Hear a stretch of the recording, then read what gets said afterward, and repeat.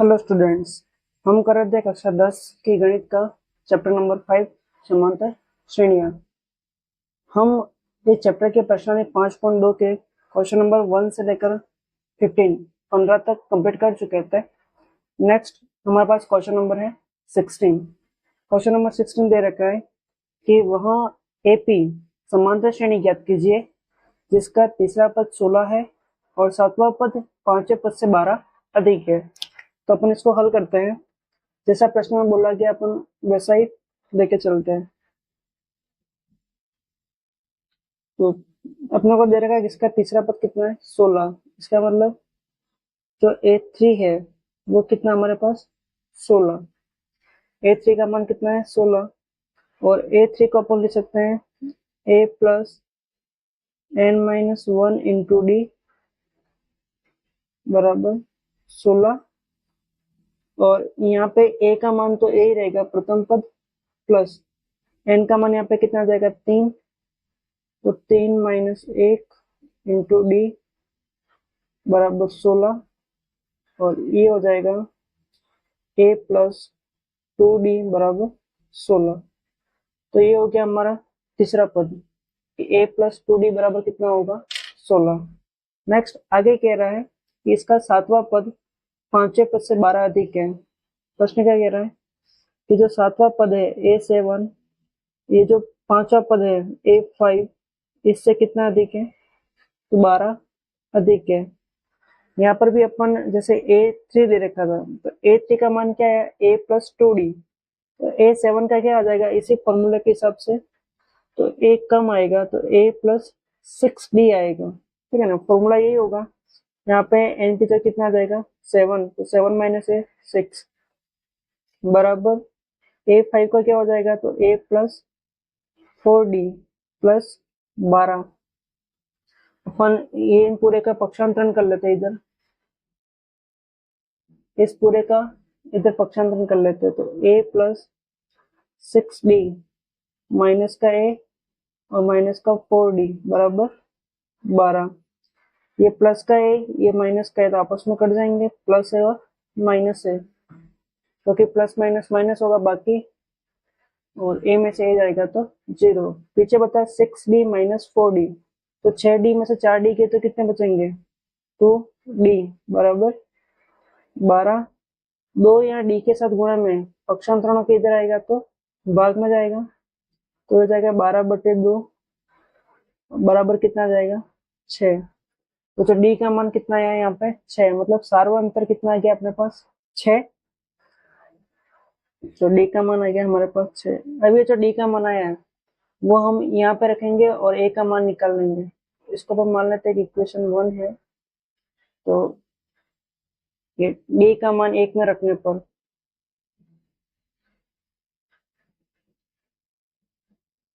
D का मान 1 में रखने पर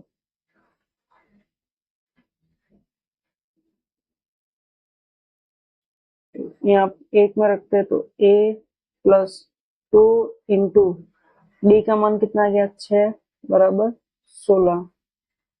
a प्लस 12 बराबर 16 और पक्षांतरण हो जाएगा तो a बराबर 16 माइनस 12 बराबर 16 में से 12 गए तो 4। तो प्रथम पद कितना आ गया हमारे पास 4। अब हमें समांतर श्रेणी निकालनी है, तो समांतर श्रेणी क्या होती है, तो समांतर श्रेणी होती है प्रथम पद, फिर प्रथम पद में अपन सार्वंतर जोड़ेंगे, फिर a प्लस 2d और ऐसे समांतर श्रेणी चलती रहती है। तो a का मान यहाँ पे कितना आ गया 4 प्लस a प्लस d, तो 4 प्लस 6 कितना हो जाएगा 10, फिर a प्लस 2d, तो यहाँ से यहाँ पे कितना का सार्वंतर होगा 6, फिर 6 का सार्वंतर तो कितना हो जाएगा 16। तो ये जो समांतर श्रेणी बनेगी वो हमारे पास क्या बनेगी 4, 10, 16, 22। ठीक, तो ये हो गया हमारा क्वेश्चन नंबर 1। हमने समांतर श्रेणी यहाँ पे ज्ञात कर ली। Next question number 17। Question number 17 कह रहा है कि एक समांतर श्रेणी 3, 8, 13, और डैश डैश 253 में अंतिम पद से बीसवा पद ज्ञात कीजिए। तो अपन देख रहे हैं कि समांतर श्रेणी में जो हमें अंतिम पद दे रखा है वो कितना है 253, प्रथम पद 3 और सार्वंत्र इन दोनों का डिफरेंस तो 5। इसको एक बार अपन लिख लेते हैं।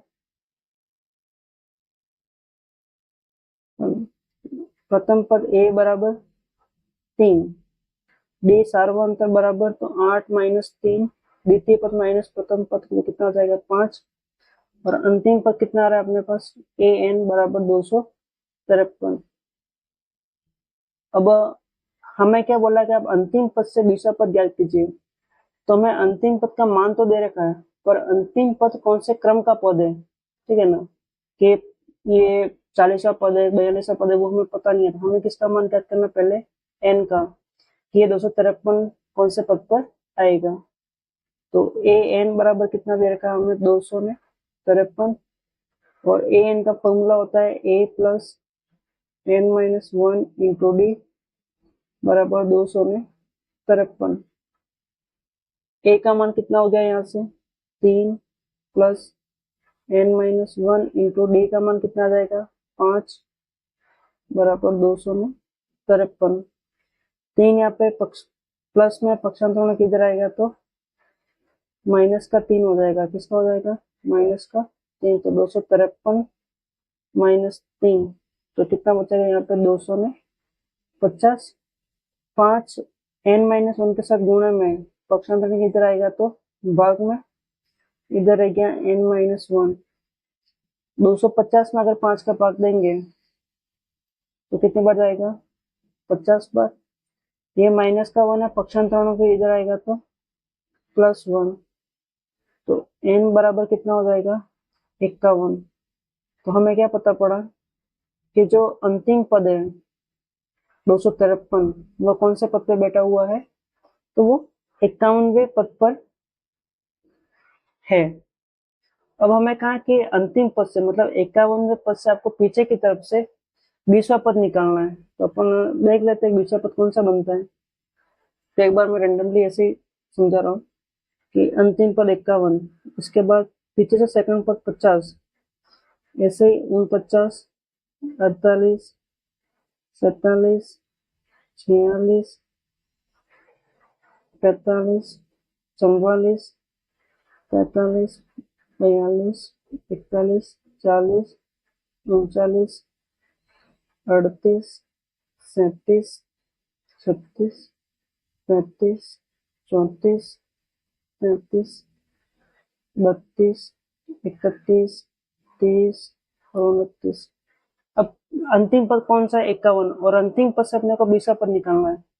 तो ये पहला पद हो गया, अंतिम पद से कौन सा हो गया, अंतिम पद से 51 में पहला पद हो जाएगा अगर अंतिम पद से गिनेंगे। तो अंतिम पद से ये पहला हो गया, दूसरा, तीसरा, चौथा, पांचवा, छठा, सातवां, 8, 9, 10, 11, 12, 13, 14, 15, 16, 17, 18, 19 और 20।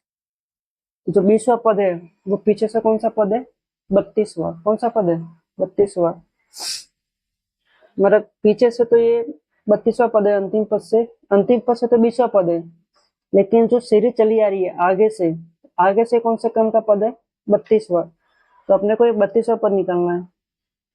तो ये अगर हम 32वां पद निकालेंगे तो ये पीछे से 20वां पद भी हो जाएगा, ठीक है ना। तो हम निकालते हैं A32। तो फॉर्मूला लगाएंगे A plus N minus 1 into D. प्रथम पद इस समांतर श्रेणी का कितना था हमारे पास 3, प्लस एन का मान कितना हमारे पास 32 माइनस 1 इंटू डी का मान कितना है 5।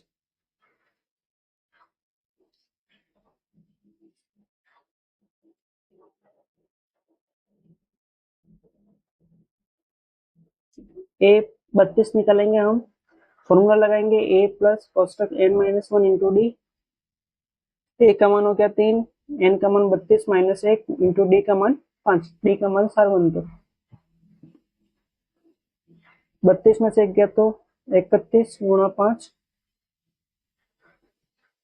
और 31 में 5 का गुणा करेंगे तो 5 एकम 5 और 5 दिया 15, 155 और 3 में 155 जोड़ेंगे तो 158। तो ये हो गया 32वां पद। तो ये जो 32वां पद है, ये आगे से तो 32वां पद है, लेकिन अंतिम पद से ये 20वां पद है। तो अंतिम पद से 20वां पद कौन सा होगा? 158 होगा। ठीक, तो इसको हम ऐसे भी कर सकते थे कि हम पीछे से पद माइनस करते जाए तो वो पद हमें आगे से भी मिल जाएगा। तो अगर हमने पीछे से गिने 20वें पद, तो कौन सा पद बना था? 32वां। तो हमने 32वां पद निकाल लिया। तो ये 32वां पद भी है, लेकिन ये अंतिम पद से है। अगर 51 से गिने तो अंतिम पद से कौन सा पद है? 20वां पद है। तो 20वां पद कौन सा हो जाएगा अंतिम पद से? 158। Next question number 18।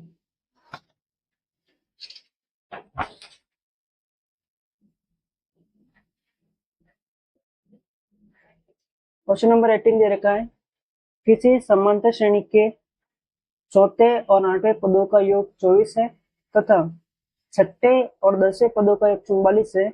इस समांतर श्रेणी के प्रथम 3 पद ज्ञात कीजिए। तो वो प्रश्न अनुसार ही हल करते हैं इसको कि एक समांतर श्रेणी है, उसके चौथे और आठवें पदों का योग। तो उसका चौथा पद हो गया A4 और उसका आठवां पद हो गया A8। दोनों का योग कितना आता है? 24। और फिर कह रहा है छठे और 10वें पदों का योग। तो A6 प्लस A10, इन दोनों का योग कितना है? 44। प्रश्नानुसार अपन हल कर रहे हैं इनको, ठीक है ना। अब A4 क्या होता है? हम फॉर्मूला लगाएं, A plus n minus 1 into D, plus यहाँ पर भी फॉर्मूला लगा देंगे A plus n minus 1 into D बराबर 24। तो यहाँ पे n का मान कितना आएगा? 4। तो A plus 4 minus 1 into D plus A plus 8 minus 1 into D बराबर 24। 4 में से 1 गया तो A प्लस 3D और A प्लस 7D बराबर 24। और ये A प्लस A कितना हो जाएगा? 2A। और 3D और 7D कितना हो जाएगा? 10D बराबर 24। ऐसे यहाँ पर भी अपन निकलेंगे। तो अपन क्या देखते हैं कि जो A4 होता है वो D में एक कम हो जाता है। तो यहाँ पे क्या हो जाएगा? एक कम तो A प्लस 5D, और यहाँ पे एक कम हो जाएगा तो A प्लस 9D बराबर 44। दोनों को जोड़ देंगे तो ये हो जाएगा 2A प्लस 14D बराबर 44। इसको मान लेते हैं समीकरण 1 और इसको मान लेते हैं समीकरण 2। अब समीकरण 2 में से समीकरण 1 घटा देते हैं। समीकरण 2 में से 1 घटाने पर इसका क्या फायदा वो अपन देखते हैं। घटाने पर तो 2 हो गए 2A प्लस 14D बराबर 44, और ये हो जाएगा 2A प्लस 10D बराबर 24। देखो अब समीकरण को हल करना पहले सीख चुके हैं। घटा रहे तो नीचे वाले समीकरण में सारे चिन्ह बदलेंगे। प्लस है तो माइनस में, प्लस है तो माइनस में, ये प्लस का 24 है तो माइनस में, ये प्लस का 44, ठीक है ना। तो अब जो नीचे वाले समीकरण है इसके सबके चिन्ह बदल गए, ठीक। अब ये प्लस का 2 है और ये माइनस का 2 है, तो प्लस माइनस माइनस बाकी होगी। 2A में से 2A गया तो कितना बचेगा? 0। मतलब ये क्या हो गया? कट गया। प्लस के 14D माइनस के 10D, तो प्लस माइनस माइनस बाकी होगी। 14D में से 10D गए तो पीछे कितने बचेंगे? 4D। और 14 बड़ा प्लस का तो ये भी प्लस में। यहाँ पर भी प्लस और ये माइनस का 24, तो प्लस माइनस माइनस बाकी होगी। 44 में से 24 गए तो कितने बचेंगे? 20। अब ये 4D के साथ गुणे में पक्षांतरण के इधर आएगा तो भाग में, तो 20/4। 20 में अगर हम 4 का भाग देंगे तो कितना आ जाएगा? 5। ये तो D का मान आ गया। D हमारा क्या हो गया? सारवंतर। अब इस D का मान हम समीकरण 1 में रख देते हैं तो हमें प्रथम पद मिल जाएगा। तो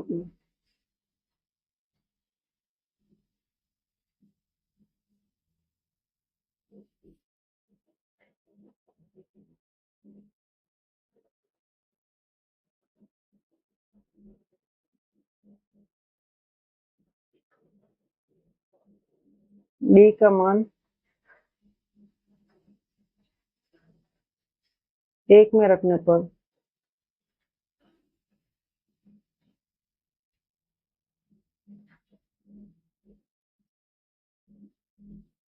तो 2a प्लस 10 डी है, डी की जगह कितना आ जाएगा 5 बराबर 24।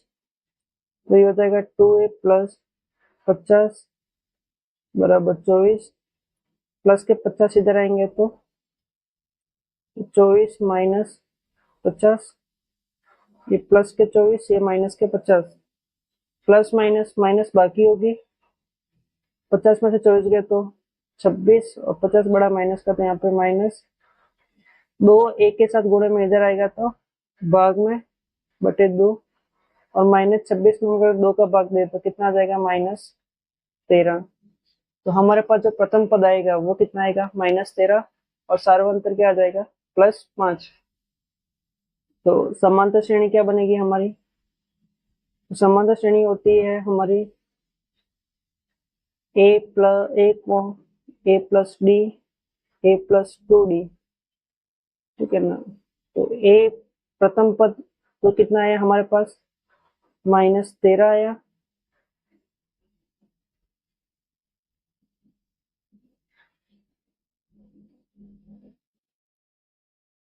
और a प्लस डी -13 प्लस 5,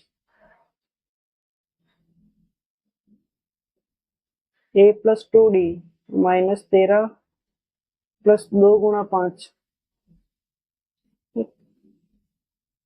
तो ये हो जाएगा -13 माइनस प्लस माइनस बाकी होगी, 13 में से 5 गए तो 8, और 13 बड़ा माइनस का, तो यहाँ पे माइनस, यहाँ पे -13 प्लस 10 हो गया, तो ये हो जाएगा -13 -8 माइनस प्लस माइनस बाकी होगी, 13 में से 10 गए तो 3 बचे, 13 बड़ा माइनस का, तो यहाँ पे माइनस। तो हमारे पास जो समांतर श्रेणी बनेगी, ठीक है ना, उसके प्रथम 3 पद क्या हो जाएंगे? तो -13 -8 और -3, ये हमारे इस समांतर श्रेणी के प्रथम 3 पद होंगे जो हमें प्रश्न में पूछा गया था। Next question number 19।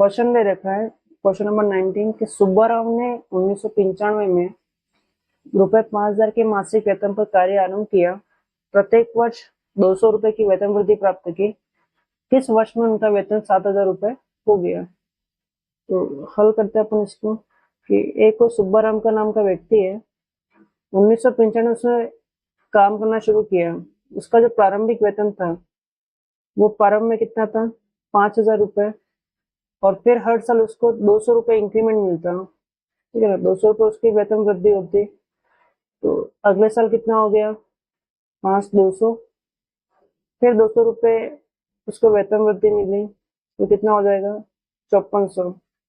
तो ऐसा करते करते करते कोई साल ऐसा आएगा जब उसका वेतन कितना हो जाएगा 7000 रुपए, ठीक है ना। तो अपने को वो वर्ष ही ज्ञात करना है कि किस वर्ष इसका वेतन 7000 रुपए हो जाएगा।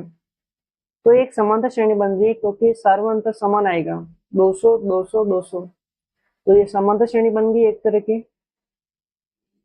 इसका जो प्रथम पद है वो कितना हो गया 5000, इसका जो सार्वंतर हमें दिख रहा है कि द्वितीय पद माइनस प्रथम पद, और सार्वंतर कितना आ गया हमारे पास 200, और जो अंतिम पद है ए एन जो हमें दिख रहा है वो कितना है हमारा 7000, ठीक है ना। तो ए एन का मान 7000 है। अभी 7000 कौन सा वर्ष होता है, तो हमें एन का मान निकालना पड़ेगा। तो हम ए एन का मान में से ए एन का मान निकाल देंगे, एन का मान। तो 7000 ए एन का सूत्र होता है A plus N minus 1 into D बराबर 7000। ए का मान कितना हो गया 5000 plus N minus 1 into D का मान हो गया 200 बराबर 7000। 5000 प्लस के हैं, पक्षांतरणों के उधर जाएंगे तो 7000 माइनस 5000, इधर क्या रह गया, तो एन माइनस 1 इंटू 2000, 200, ठीक है ना, 2000 नहीं है 200। 7000 में से 5000 के तो कितना बचेगा 2000।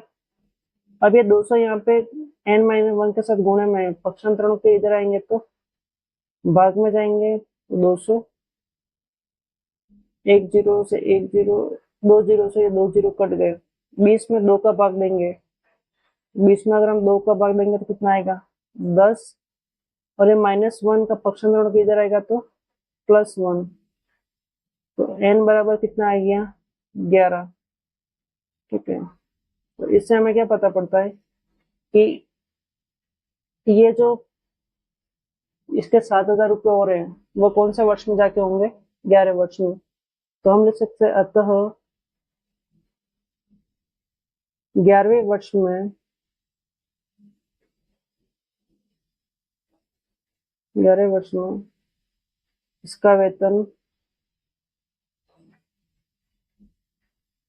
इसका वेतन 7000 रुपये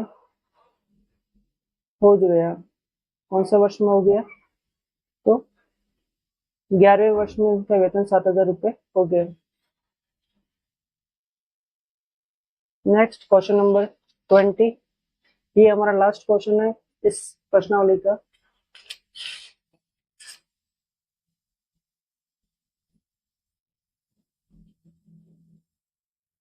प्रश्न है कि रामकली ने किसी वर्ष के प्रथम सप्ताह में ₹50 की बचत की और फिर अपनी साप्ताहिक बचत 17.5 बढ़ाती गई।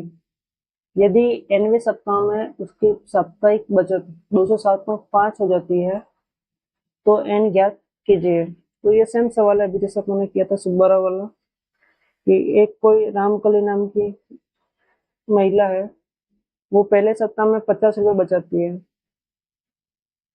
फिर अगले सप्ताह 17.5 रुपये और बचाती है, और कितना हो जाता है इसका 67.5, फिर अगले सप्ताह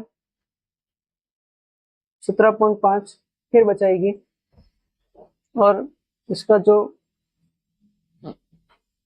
राशि है वो कितनी हो जाएगी 85, 67.5 में 17.5 और जोड़ देंगे,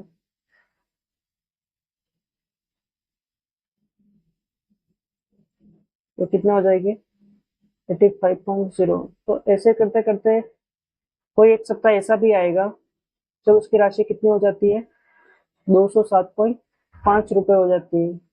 तो अपने को वही सप्ताह निकालना है कि ये जैसे कह रहा है कि nवें सप्ताह में, तो उस n का मान निकालना है कि कौन से सप्ताह में इसकी साप्ताहिक बचत 207.5 हो जाएगी। तो अपन देख रहे हैं यहाँ पे एक समांतर श्रेणी बन रही है जिसका प्रथम पद 50 है और सारबंध 17.5 होगा, और जो अंतिम पद है वो कितना 207.5। तो अपन हल करते इसको, प्रथम पद 50, सारवंत डी बराबर कितना हो जाएगा, तो 67.5 माइनस 50 बराबर 17.5, और जो एनवा पद है वो कितना हो जाएगा 207.5, और अपने को एन का मान निकालना है कि कौन से सप्ताह में ये 207.5 हो जाएगा। तो ए एन बराबर 207.5, ए एन का फॉर्मूला लगाएंगे अपन, ए प्लस औसतक एन माइनस 1 इंटू डी बराबर 207.5। ए का मान कितना हो गया 50 plus N minus 1 into D का मान कितना हो गया 17.5 बराबर 207.5। 50 यहाँ पे प्लस में पक्षांतरण के इधर आएगा तो माइनस का 50 हो जाएगा, तो ये हो जाएगा 207.5 माइनस 50। ये 207.5 में से 50 का माइनस करेंगे, ठीक है ना, तो 5 का 5 7, यहाँ से हासिल 10, 10 में से 5 गए तो 5 हासिल, वापस ये दोनों से 1 गया तो 1, तो कितना बचा 157.5। अब 17.5 n-1 के साथ गुणा में है, इधर आएगा तो भाग में, इधर बचा n-1। अब यहाँ पॉइंट हटाएंगे, पॉइंट के बाद कितनी संख्या 1, तो नीचे कितना जीरो आएगा 1, तो पॉइंट हटाया तो नीचे 1 जीरो। यहाँ भी पॉइंट के बाद कितनी संख्या थी 1, तो यहाँ से पॉइंट हटाया तो ऊपर क्या आ जाएगा 0। तो अब ये संख्या क्या हो जाएगी, ये हो जाएगी ऐसे 15,750 बटे 1750, और यहाँ 0 से 0 कट जाएगा। अब हमें 1575 में 175 का भाग देना है, ठीक है ना, तो ये भाग सीधा सीधा कितनी बार जाएगा 9 बार। कितनी बार जाता है कि 1575 में हम 175 का भाग देंगे, ठीक है ना, तो कितनी बार जाएगा 9 बार। माइनस का 1 पक्षांतरणों के इधर आएगा तो 9 + 1, और n बराबर कितना आ जाएगा 10। तो इसका जो साप्ताहिक बचत थी वो 207.5 रुपए कौन से सप्ताह में हो जाएगी, 10वें सप्ताह में। तो हम लिख लेंगे इसकी साप्ताहिक बचत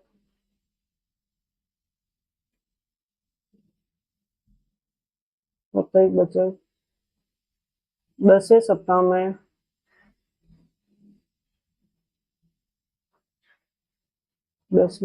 में